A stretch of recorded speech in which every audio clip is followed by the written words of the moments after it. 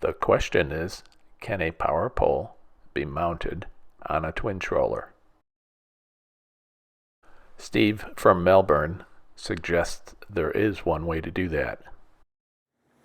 Hi, my name is Gerry, and I am a twin troller boat owner.